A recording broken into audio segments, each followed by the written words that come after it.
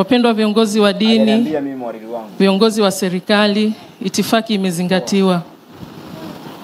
Ninasimama hapa kwa niaba ya Chama cha Wataalamu wa Afya ya Kinywa na Meno Tanzania, Tanzania Dental Association, kwa kifupi TDA, ambapo Mheshimiwa marehemu Profesa Philemon Mikol Sarungi alihudumu kama mwenyekiti wa kwanza wa bodi ya wadhamini wa chama chetu mwaka 2015 mpaka mwaka 2023. Sisi kama wataalamu wa afya ya kinywa na meno Tanzania tunatoa pole sana, pamoja na mwenyekiti wetu wa bodi sasa hivi Mama Halima Mamuya. Tunatoa pole nyingi kwa familia, tunatoa pole kwa viongozi wa dini pamoja na jumuiya yote ya SDA pamoja na serikali yetu ya Jamhuri ya Muungano wa Tanzania kwa kupoteza mtu muhimu na aliyekuwa na mchango mkubwa sana kwenye taifa hili.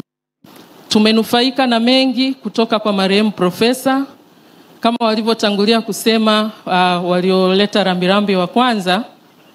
Profesa kanuni yake ilikuwa ni moja tu, ujasiri na kufanya kazi. Kwa hiyo hata sisi katika tasnia ya afya ya kinywa na meno alitusisitiza sana hilo, na alisisitiza umoja. Wakati wote aliendelea kuwa anatushauri hata alipomaliza muda wake kama mwenyekiti wa bodi, lakini wakati mwingine alikuwa anatania tu, anasema hamjaniona siku nyingi, hebu njooni mnione. Kwa hiyo tunamuona, tunaongea naye mawili matatu, lakini pia tunapeana elimu pale, anatuelimisha na anatusisitiza muendelee kuelimisha watu kuhusu afya ya kinywa na meno kwa sababu wengi hawaijui.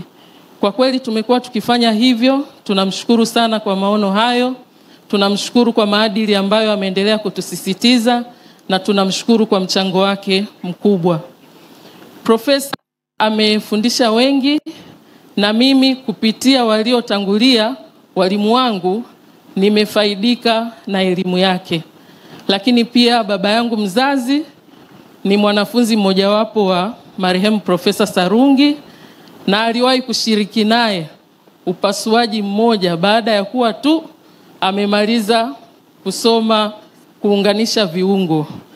Hiyo ni habari ambayo naikumbuka sana kutoka kwa baba yangu akinishirikisha, na alisisitiza kwamba profesa alikuwa ni jasiri kweli kweli, lakini alifanya kazi kwa weledi. Basi ninatoa salamu za pole kwa familia na kwenu nyote. Tunamwombea profesa pumziko la amani. Tutaenzi yale yote aliyotufundisha, lakini pia tutaendelea kuwa mfano katika jamii na katika sekta nzima ya afya. Nawashukuru sana na niwatakie maombolezo mema, tuweze kumpumzisha profesa salama na tuyaenzi yote aliyotufundisha. Tumsifu Yesu Kristo. Asante sana daktari, asante sana. Asante sana. Naomba sasa nimkaribishe